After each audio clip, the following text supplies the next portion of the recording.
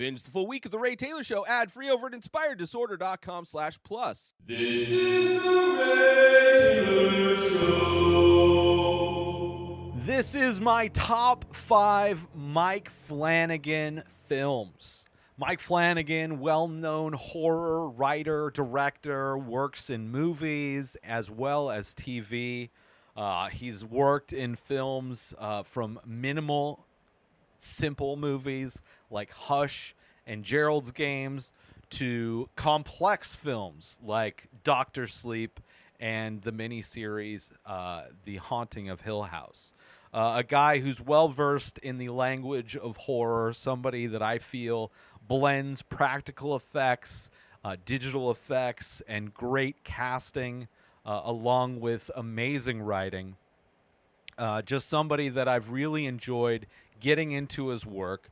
First, I'd seen a couple of his movies, but I think it was the main thing that got me hooked on his work was doing a episode-by-episode recap of his Netflix miniseries Midnight Mass, where his ability to write really shined in that movie, and then going back and rewatching Haunting of Hill House really showed his ability to tell a complex narrative story in a way that was so well done and within the genre of horror. I absolutely loved it. And even his simple stuff, even when he's being minimal and doing the less is more, I think in every form he creates a great story and is well-told story, and I'm really a big fan. And I was really excited to go through and watch his entire filmography in order to come up with my top 5 movies of his, and also excited to watch his new series on Netflix called The Midnight Club, as I break down episode by episode of that show as well, which I'm very happy to do. And he's somebody that also doesn't really fall into some of the kind of gimmicks that are popular within the horror genre.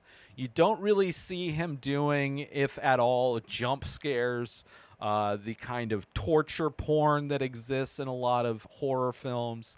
Very little body horror in films. He uses subtlety to great effect in his movies, and is able to kind of pace a scene and moments in a way that can really draw out the tension and the terror, and really get you on the edge of your seat anticipating what is to come or what the potential outcomes could be of any given scenario. I absolutely love it. Big fan of his work, and I'm excited to go through my top 5 films of his. So let's get it started, shall we? There is not a movie he has made that I do not like. Let's put it that way. There were a few of his early films that weren't available. Some early independent films. The earliest of his films that I was able to watch was Absentia, and then watched everything up from that. Everything else was available, most of which are available on Netflix. I think Doctor Sleep was available on HBO Max, and fairly easy to access all of his movies, which is great. So I didn't get to watch his early stuff, but despite the fact that I enjoy independent films, he's really gotten an opportunity to do really interesting stuff later in his career, and it feels like in some ways he's getting better, despite the fact that I don't know. It seems like he's worked at a high level, even in the independent film world. I think to really great effect. So just to clarify, the early films of his was not able to watch, and I can't even remember what those films were. Let me see if I can pull it up really quick. The movies of his, the early ones. So the short film Oculus Chapter 3, obviously didn't get to watch. Ghosts of Hamilton Street wasn't able to find. Still Life wasn't able to find, and Make Believe were the So only 3 films from his early career that I wasn't able to find available to stream anywhere. But with that said, the rest of them I was, and I enjoyed the watching of all of his movies. I watched them in chronological order and enjoyed every minute of it, and I'm excited to talk about them. So let's get it started. Starting off with number 5. This is one of his simple movies. This is one of the movies that shows that he doesn't need a giant cast. He doesn't need a giant budget.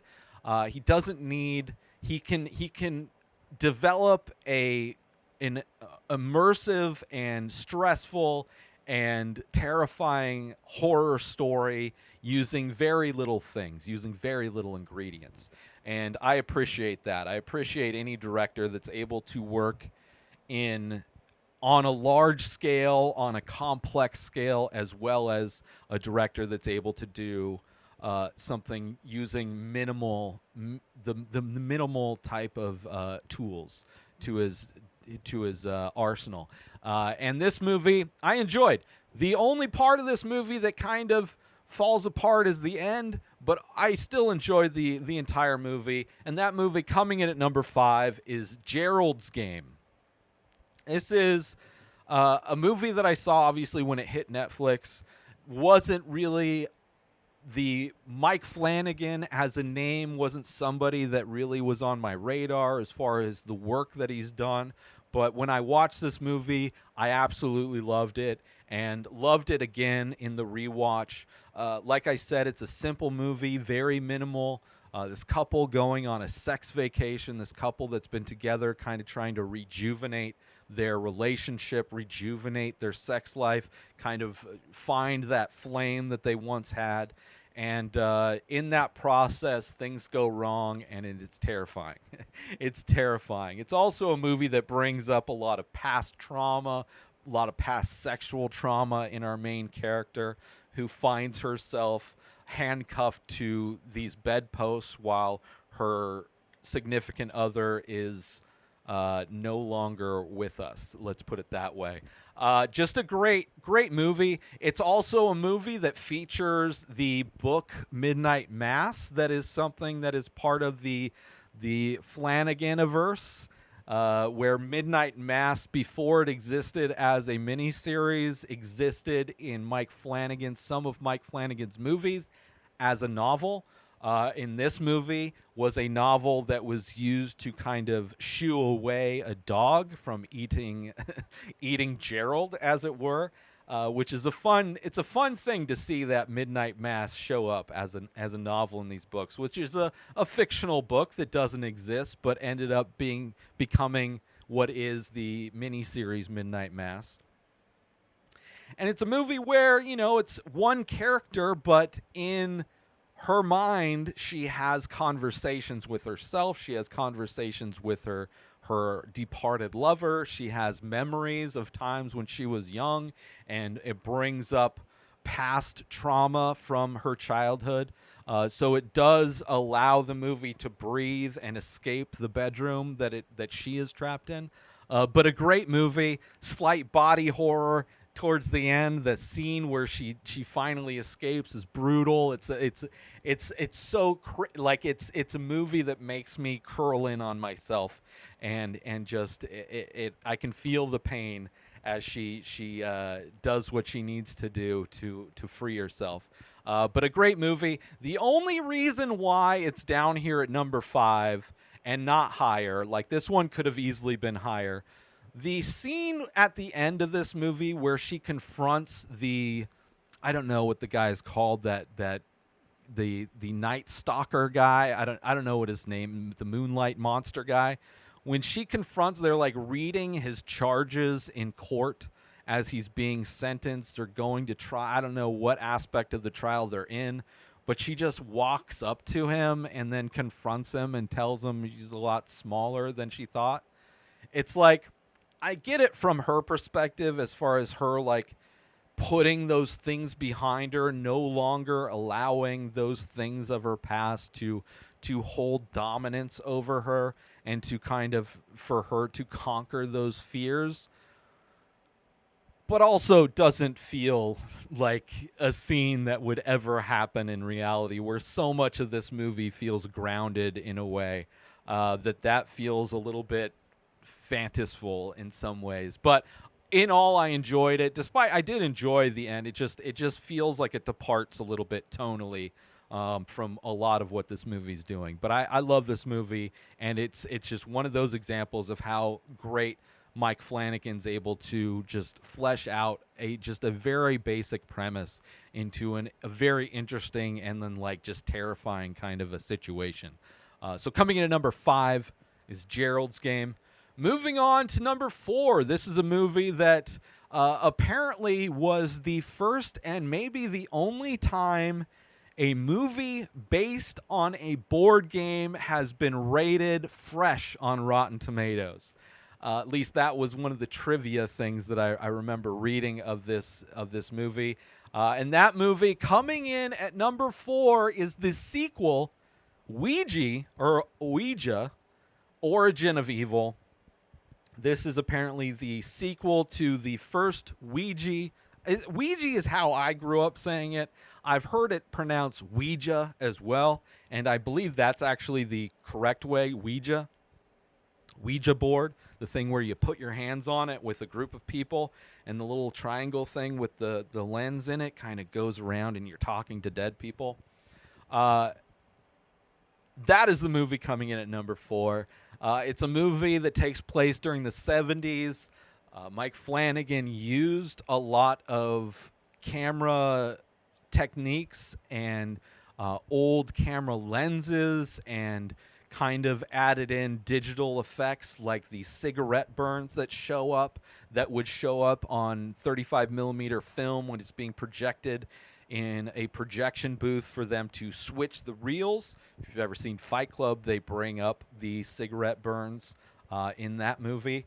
But that was a fun little thing, and even how the film kind of looks like it's shifting from reel to reel. And then also, obviously, the aesthetic of it. It's an interesting story. It's about this woman who has two children, both girls, and she is a fortune teller who is clearly kind of running a scam. It's a fake fortune teller, but she feels like she's doing good, trying to help these people get closure with these past relatives. And this Ouija board comes into their life and is allowing them to authentically communicate with the dead. And they find out that the house they're living in is like home was a location for a lot of bad things that happened in the basement. The only reason this movie isn't higher up on the list is because there is a massive exposition dump that happens from the priest, which another aspect of Mike Flanagan stuff is he works with a lot of the same actors, which is great. So this one, I'm probably not going to. Elizabeth Reiser was from Haunting of Hill House. She may have been in other things as well as Henry Thomas is in a lot of his stuff. Henry Thomas plays Father Tom, where there is a massive exposition dump where he had these letters translated that were written by one of these girls who was like possessed by somebody. Looked like she had been writing in Polish, and he went to a nun who knew Polish, and she translated it. And he shows up to their house to get a reading and breaks everything down, which is still a great scene. I still really enjoyed the movie. It fleshes out why everything's happening. It's a very interesting aspect to the overall story.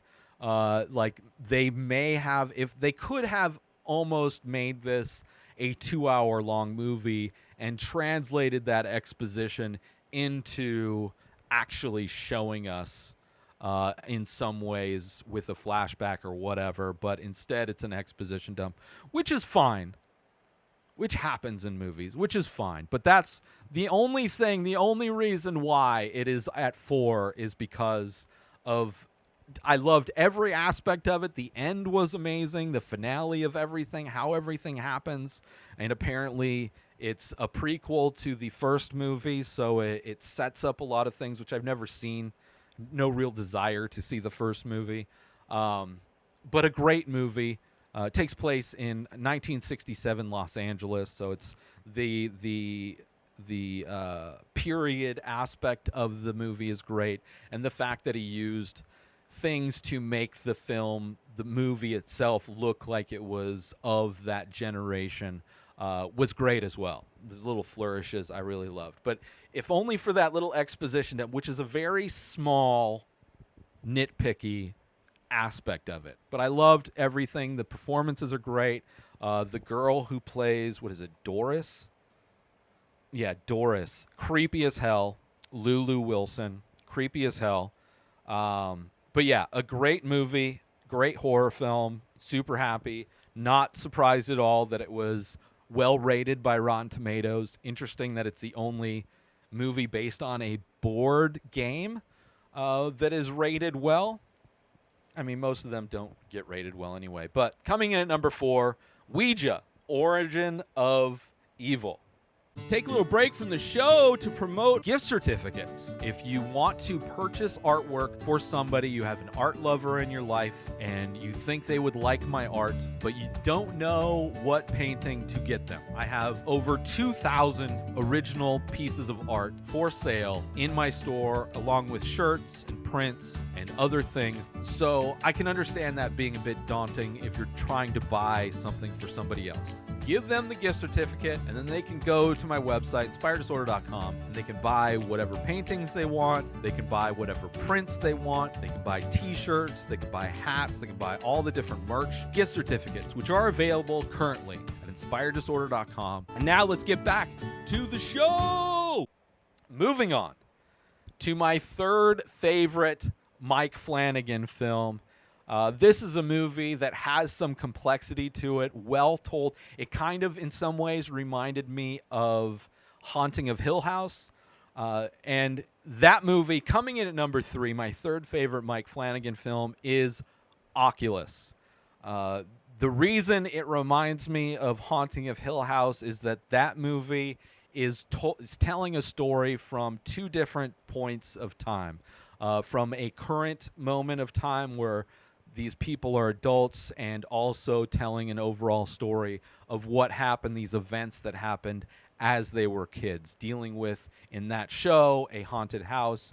In this movie, Oculus, dealing with a haunted mirror. And it is the kids, the overall story is this event that happened as they were kids, what happened to them and their family because of this mirror as they were kids, as well as them as adults trying to prove that this mirror is haunted. Which the storytelling aspect, the complexity of that, I really enjoyed. It's seamless. He's so good at telling stories. I loved every bit of it, as like you get to learn more of the original story, as well as seeing how just effortlessly the reality that we're in as they're adults is maybe not as we assume it to be, and how this kid who, when he was a child, was blamed for the murder of one of his parents, how that again, in some ways, history repeats itself in the end of this movie. It's great. It's kind of like a descent into madness, in some ways a haunted house type of a movie, except for it is just an item in the house, this mirror that has a whole story to it and has haunted families and caused destruction throughout history. And this girl grown up trying to prove that the mirror has issues with it, right? And how this mirror is indestructible, how it's impossible for them to destroy it. It's such a great movie, kind of like a heartbreaking end to the film, constantly questioning what's real, but so well told, so well done. I absolutely love this movie, and that's why it's coming in at number 3, Oculus.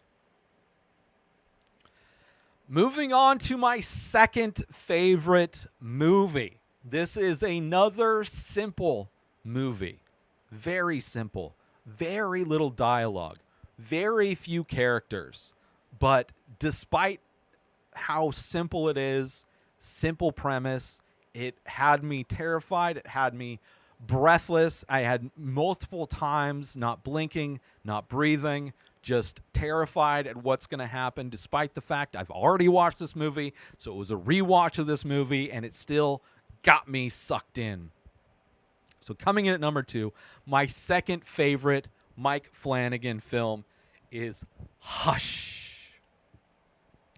This is a film where a deaf and mute author is terrorized in her home.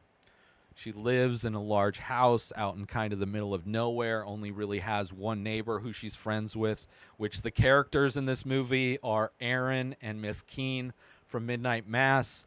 Also, Aaron from Midnight Mass, who is Kate Siegel, plays this author who wrote the book Midnight Mass, which was featured as a object to throw at a dog in my number 5 pick, Gerald's Game.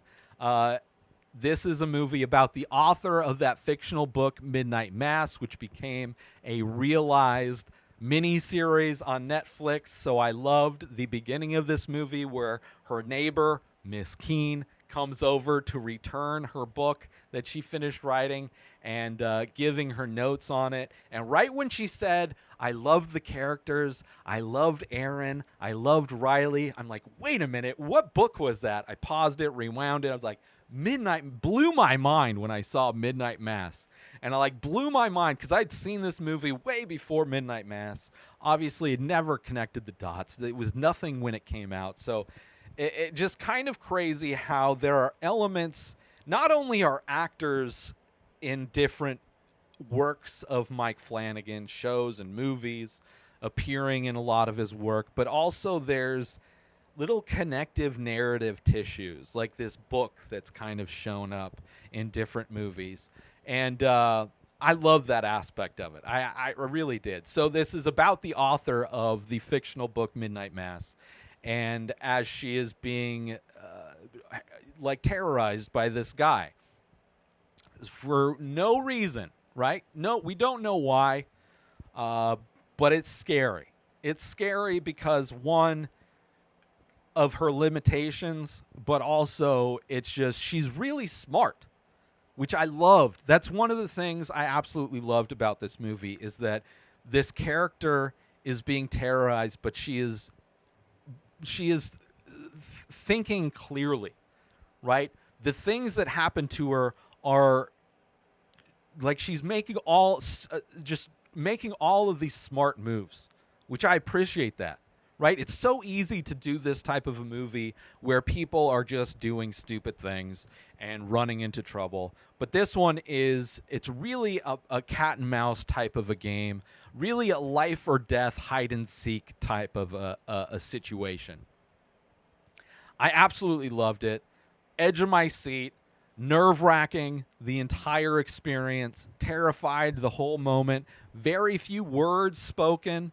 It's a movie where you want to be as quiet as possible because you think you make a noise, that guy's going to hear it, and she's going to come in and kill her. It's great. It's a great movie. I absolutely love it. It also does a thing that he's done in a few movies where it shows the character not only having internal conversation, talking to themselves, but also fleshing out potential ideas, like the character running through scenarios of what could potentially happen and how to get out of it. I really enjoyed it. And it's great start to finish. There's absolutely no aspect of this movie. I think it's a perfect movie.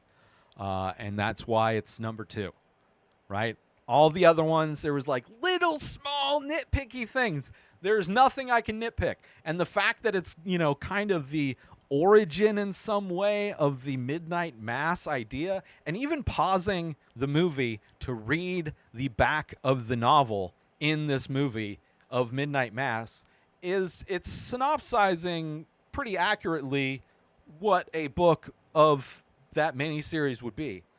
It's crazy. It's crazy. But I love this movie. Number 2, Hush. Let's take a little break from the show to promote. If you sign up for Inspired Disorder Plus for 1 year specifically, you get a free painting. So a year subscription of Inspired Disorder Plus is $50. The painting, the majority of them are $100. So it's a $150 value signing up for 1 year of Inspired Disorder Plus. So not only do you get a free painting, but you also are subscribed to Plus for a year, which means that you can binge this show, The Ray Taylor Show, ad-free, the full week, ad-free, available on Monday. You also get discounts that are members-only pricing type of deals. All of the podcasts that I've produced in the past, close to 20 different podcasts I've produced, hundreds of episodes. There's also my personal blog. You can ask me anything if you want to start podcasting or get into art. All of that stuff available in addition to a free painting when you sign up to 1 year subscription of Inspired Disorder Plus. Head on over to inspireddisorder.com/plus and become an Inspired Disorder Plus member today. And now let's get back to the show. Moving on to my number one movie. This is a movie I watched for the very first time for this list. This is a movie I've heard nothing but good things about. This is a sequel to a movie that I'm actually not a big fan of. So going into this movie, I knew it was either going to be number one or maybe number five, right? I was either going to love this movie or I just wasn't going to get into it like the original film this is a sequel to. It ended up being a great experience. The complexity of this is just another example of how Mike Flanagan can tell complex, interesting stories in a way that is so like just it's a fun ride, right? I get sucked into these realities, and they can do the craziest things they want, but I'm right there with it. It never loses me for 1 second, and it also in some ways makes me want to revisit the original. For I don't know how many times I've tried to revisit the original to see if I like it. But that movie coming in at number one is Dr. Sleep. Obviously, the sequel to The Shining, based on the book by Stephen King, novel by Stephen King. And if I had, last year I did my top 5 Stephen King horror films, this would be number one. This wasn't available, and it easily would have been number one. Ewan McGregor is the lead of this. He plays the older, basically the boy from The Shining, Danny, I think? Yeah.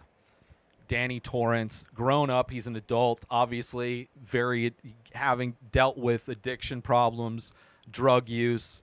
It really focuses more on his abilities and these abilities in general and how other people have these abilities, these shining abilities, where the movie The Shining really doesn't take much time expressing how this kid has abilities as much as it is the descent into madness of his father, of Jack Nicholson's character.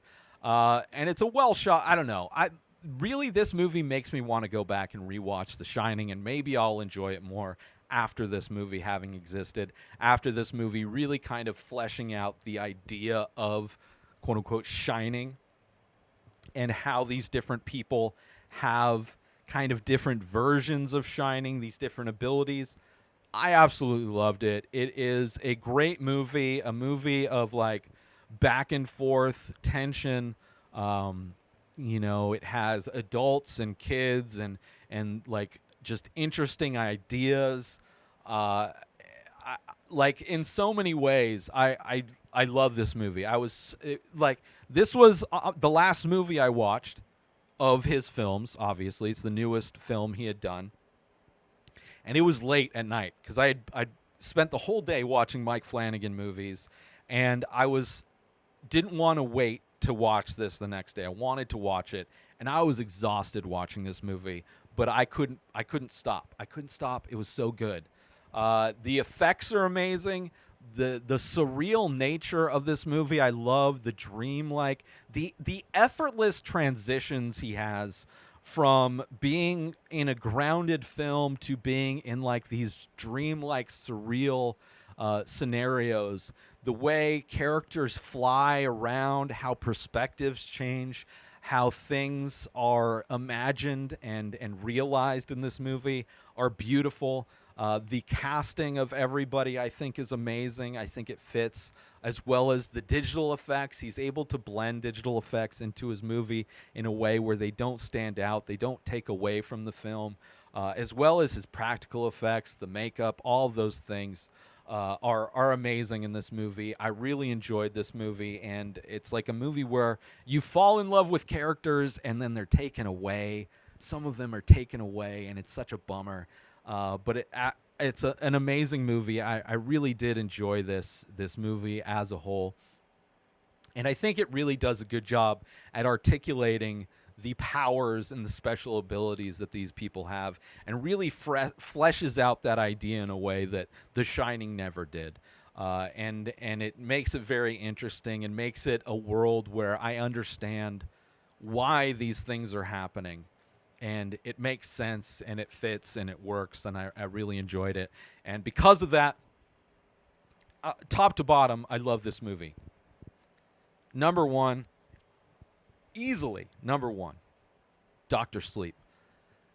The movies that I watched that didn't make it, Before I Wake is a fun movie about a kid whose dreams and nightmares become reality. So this kid is trying not to sleep, kind of similar in some ways to A Nightmare on Elm Street, except for, when he dreams, like there's this family, he's an orphaned kid, and he gets a new foster family, and when he dreams, these parents realize that he's able to dream about their son and their son that passed away, and kind of brings that kid back into their life, and they try to manipulate this kid, and of course things go wrong because it's not just dreams that he has, it's also nightmares.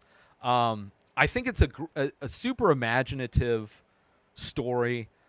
The actors are good. It's for whatever reason, it's a story that didn't really connect with me as much. It's interesting, but it's also like I don't know. It just didn't work for me. And then Absentia, independent film. I think it's an amazing horror film, independent film. I think it's got some really interesting ideas. I don't think it fleshed those ideas out in a way that I found to be satisfying, but overall, for an independent film, I thought it was amazing and really shows how he's able to do subtle things, simple things that really have massive effect, have big effect and impact. And Absentia is great, but didn't make my list. But one more time. This is my top 5 Mike Flanagan films. Starting off with number 5, Gerald's Game. Number 4 is Ouija, Origin of Evil. Number 3 is Oculus. Number 2 is Hush. And my number 1 favorite Mike Flanagan film of all time is Dr. Sleep. Let me know how you would rank Mike Flanagan's films. Are you a fan of his TV shows more than his films? He creates great stuff top to bottom. There's nothing I've watched of his that I didn't like. And I'm a huge fan of The Midnight Club. And I'm excited to talk about and break down every episode of that show on my other podcast. But I'm a huge fan of Mike Flanagan. Whatever he does, he's great at what he does. He is probably one of my favorite horror directors, if not just directors in general. I do love everything he does. Let me know how you would rank Mike Flanagan's films in the comments. Hit me up on social media. I'd love to hear it. What is your number 1? And are there other hidden Easter eggs, like Midnight Mass being a book in both Gerald's Game as well as Hush?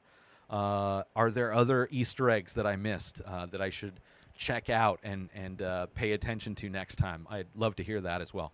But that's it. Check him out. Most of his stuff is on Netflix, which is great. And that's also where The Midnight Club is. So check that out as well. Do it. New episodes of The Ray Taylor Show come out every single day. Subscribe on YouTube and everywhere our podcasts are found. Binge the full week over at inspireddisorder.com/plus. Buy Ray Taylor Show merch over at inspireddisorder.com. And follow the show on Instagram at Ray Taylor Show. Have a wonderful day, everybody. Peace out! Today is the day where you wake up and you realize that everything that you've been dreaming about, everything that you've been wanting, every goal and wish and hope that you've ever had can become real. Dreams can come true.